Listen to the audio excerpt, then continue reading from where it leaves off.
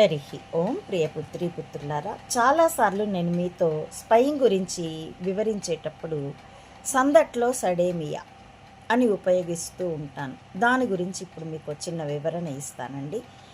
ఎక్కువ ఏ సందర్భాల్లో ఉపయోగిస్తూ ఉంటానంటే సిఐఏ, ఐఎస్ఐ, సిఐఏ నుండి ఐఎస్ఐ వరకు, మొసాద్ నుండి మెస్ వరకు, కేజీబీ నుండి M5ల వరకు అన్ని దేశాల నిఘా సంస్థల్ని పూసలుగా, తాను వలయంగా, కానీ వాళ్ళకందరికీ తామే ఏజెన్సీ, తాను ఏజెంట్గా నమ్మిస్తూ నకిలీ కణిక వ్యవస్థ ఏ విధంగా స్పైయింగ్ నడిపిందో చెబుతూ నేను ఈ సందట్లో సడేమియా ఆ కర్మఫలాన్ని రామోజీరావుకి వైఎస్ రాజశేఖర రెడ్డి రూపేణ అనుభవింప చేయబడింది. ఈ మెదళ్లే ఆయుధాలుగా యుద్ధం ప్రారంభింపబడినాక 2003 నుండి 2009లో అతడు చనిపోయే వరకు అని నేను మీకు చాలాసార్లు నా వీడియోల్లో చెప్పి ఉన్నాను. ఆ స్ట్రాటజీకి మూలమైన సందట్లో సడేమియా గురించి ఇప్పుడు నేను మీకు వివరిస్తాను. ఇది ఎక్కువగా నేను మీకు ముందుగానే చెప్పుకొని ఉన్నాను. నా బాల్యం గుంటూరు మాయాబజార్లో నడిచిందండి. మాయాబజారు కొసలో మేము ఉండేవాళ్ళం. మా నాన్నగారికి మాయాబజార్లోనే ఒక షాప్ ఉండేది, ఆటోమొబైల్ షాప్. అక్కడ ఇది ఎక్కువ ప్రచారంలో ఉంటుంది కూడాను.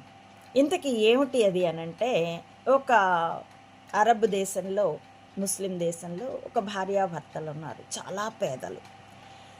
ఆమె చాలా కాలం తర్వాత గర్భవతి అయింది. భర్తని నేతి హల్వా తినాలన్న కోరిక కోరింది. అతడికి చాలా బాధ అనిపించింది.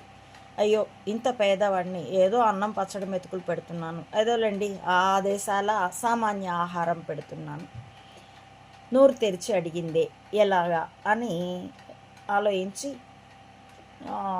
శనగపిండి షాప్కి వెళ్ళి మోసం చేసి కొంత పిండి పట్టుకొస్తాడు. అలాగే నేతి షాప్కి వెళ్ళి తలపాగా, ఆ నెయ్యి చూపించు, ఈ నెయ్యి చూపించు అంటూ తలపాగాని ఆ నెయ్యిలో పడేసి తర్వాత దాన్ని పిండుకొని అలాగే మోసం చేసి నెయ్యి సంపాదిస్తాడు. ఈ నెయ్యిని కొంత అమ్మి చక్కెర తెస్తాడు. మొత్తం కలిపి సాయం సంధ్య వేళ నేతి హల్వా వండుకుంటారు. తినేటప్పుడు చాలా తిందామనుకున్నప్పుడు వీళ్ళు ఇంత పేదవాళ్ళు నేతి హల్వా ఎట్లా తింటారు అని ఎవరైనా అనుకుంటారేమో, అనుమానిస్తారేమో అన్న భయానికి, అసలే అప్పటి అరబ్ దేశాలు చాలా పేదవి కదండి. ఇప్పుడంటే పెట్రోల్ పడి కాసులు గలగలలాడుతున్నాయి.